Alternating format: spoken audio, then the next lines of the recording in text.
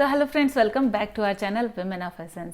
और जैसा कि आप देख रहे हैं कि धीरे धीरे गर्मी से सर्दी का मौसम आता जा रहा है। ब्लैंकेट्स वगैरह भी मैंने निकाल लिए हैं क्योंकि सुबह शाम में काफ़ी ठंडी हो जाती है, दिन के समय काफ़ी गर्मी रहती है। तो होता क्या है, इस वेदर शिफ्ट से कई सारी बीमारियां भी हमें घेरने लगती हैं। तो इस समय प्रकृति ने भी हमें कई सारी ऐसी चीज़ें दी हैं खाने के लिए जिन्हें हम इस्तेमाल करके इस वेदर शिफ्ट से बच सकते हैं काफ़ी हद तक। तो मैंने अपने खाने में कौन कौन सी चीज़ों में चेंज किया है, चलिए आपके साथ शेयर करती हूँ। तो इस समय फ्रेंड्स बाज़ार में बहुत अच्छा आंवले का सीज़न आ जाता है और इस समय बहुत अच्छा सा आंवला मिलता है और उसको हम ख़रीद के लाते भी हैं चटनी वगैरह बनाने के लिए। पर मेरे साथ स्पेशली ऐसा होता है कि एक दो दिन तो मैं शौक़ से चटनी बनाती हूँ, पर उसके बाद मैं बोर हो जाती हूँ या फिर भूल जाती हूँ या फिर आलस में नहीं बना पाती हूँ। तो इस बार मैंने काफ़ी सारा आंवला आया था, लगभग 1 किलो 2 किलो। तो उसको मैंने कैसे कंज्यूम किया, मैंने उसको एक अचार के फॉर्म में कन्वर्ट कर लिया। तो इसके लिए मैंने लिया 1 किलो आंवला और उसे मैंने उबाल लिया है पानी में और नमक और हल्दी डालकर इसे मैंने उबाला है। 15 से 20 मिनट में बहुत अच्छे से ये उबल कर रेडी हो जाता है और इसकी सारी जो फांकें होती हैं वो अलग अलग आसानी से हो जाती हैं। तो यहाँ पर आंवले को उबाल कर मैंने सभी फांकों को अलग कर लिया है। और फ्रेंड्स सच बताऊं तो ये आंवला मेरा कई दिन रखा रहा। 1-2 दिन मैंने चटनी बनाई, उसके बाद मैं बार बार भूल जाती थी। फिर मैंने इसे फाइनली सोचा कि इससे पहले कि ये खराब हो, इसका मैं कुछ करती हूँ। तो इस तरह मैंने सारे आंवलों को अलग अलग कर लिया है, उसकी फांके या उसके पीसेज, और उसमें मैं हरी मिर्च को भी डालने वाली हूँ। हरी मिर्च भी मेरे पास काफ़ी सारी रखी हुई थी और इस समय काफ़ी अच्छी क्वालिटी की हरी मिर्च मिल रही है।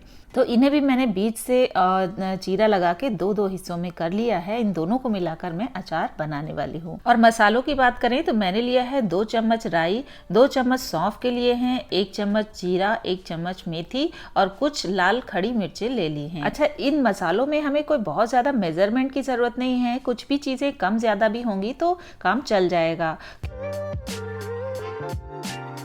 इन चारों ही चीज़ों को मैंने पीस लिया है बिना कुछ भुने हुए। इसके बाद मैंने लिया है कढ़ाई में तेल और 1 से 1.5 कटोरी का तेल मैंने इसमें डालने का सोचा है और मेज़रमेंट में ये तेल लगभग 300 ml के आसपास होगा। और इसके बाद इस सारे ही तेल को मैंने धुआं आने तक गर्म कर लिया। उसके बाद इसे ठंडा होने के लिए छोड़ दिया है और ये जब थोड़ा सा हल्का गर्म रह जाता है उस समय ही हम इसमें पिसे हुए मसाले डाल सकते हैं। जैसे मैंने इसमें हल्दी डाली है, नमक डाला है और साथ ही जो मैंने पहले से मसाला पीस कर रखा हुआ था ना, उसे मिला लिया है। अच्छे से इसमें मिलाने के बाद इस तेल की जो गर्माहट है उसी में ये मसाला अच्छे से पक जाता है, हमें इसे अलग से भूनने की ज़रूरत नहीं पड़ती है। तो मैं कुछ इस तरह के ट्रिक्स ही अपनाती हूँ जिसमें कम मेहनत में ही मेरा काम हो जाए, इसलिए मैं आपको सिंपल और ईजी वे ही शेयर कर रही हूँ इस आंवले के अचार को बनाने का। और उसके बाद इस पूरे ही मसाले को, तेल वाले मसाले को अच्छे से ठंडा हो जाने दें और फाइनली हमें इसमें पहले से जो हमने आंवला और मिर्च को रेडी करके रखा था उसमें मिलाकर अच्छे से मिक्स करके बस अचार को बना लेना है। और उसके बाद इन सभी चीज़ों को कांच के बर्तन में आप फिल करके रख दीजिए।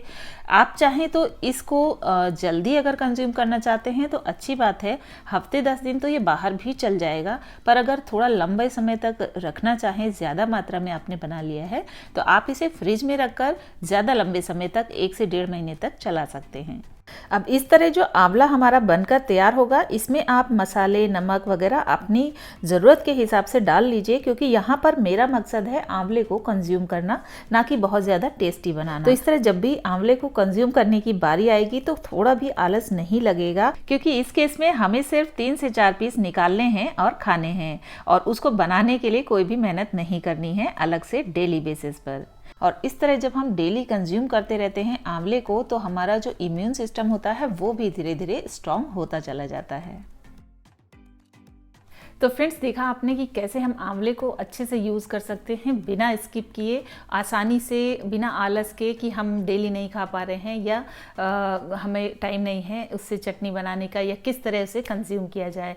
तो एक और फूड आइटम मैंने अपने खाने में शामिल किया है। ये एक रेमेडी है जिसे हम रेगुलरली यूज़ करके इस वेदर शिफ्ट से आसानी से बाहर आ सकते हैं, इसे हम इंजॉय कर सकते हैं और बहुत सारी बीमारियों, वायरल इन्फेक्शन और सर्दी जुकाम वगैरह से बचे रह सकते हैं। तो चलिए देखते हैं।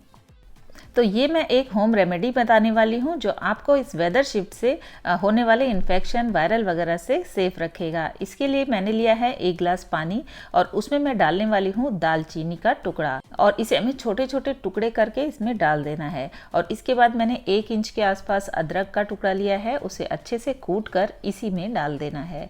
और इस पानी को हमें तब तक पकाना है जब तक कि ये 1 गिलास पानी लगभग 1 कप पानी में रिड्यूस होकर नहीं रह जाता है। और ये एक बहुत ही अच्छा काढ़ा कह सकते हैं जो आप तैयार हो रहा है। ये आपको सुबह खाली पेट ही लेना है। अगर आप थोड़ी सी हैबिट डाल देंगे तो बच्चे भी इसे आसानी से पी सकते हैं। आप चाहें तो इसमें शहद वगैरह मिलाकर या फिर नींबू का रस डाल के भी एंजॉय कर सकते हैं। फ्रेंड्स, ये था मेरा वीडियो। आई होप कि ये वीडियो आपको पसंद आया होगा। वीडियो पसंद आया है तो इसे लाइक ज़रूर कर दीजिए। चैनल पर नए हैं तो इसे सब्सक्राइब कर लीजिए। और मैं इस चैनल पर इसी तरह के बहुत सारे घर से रिलेटेड अलग अलग आइडियाज़ को लेकर आती रहती हूँ। और मिलते हैं एक और इन्फॉर्मेटिव और यूज़फुल आइडिया के साथ अपने नेक्स्ट वीडियो में।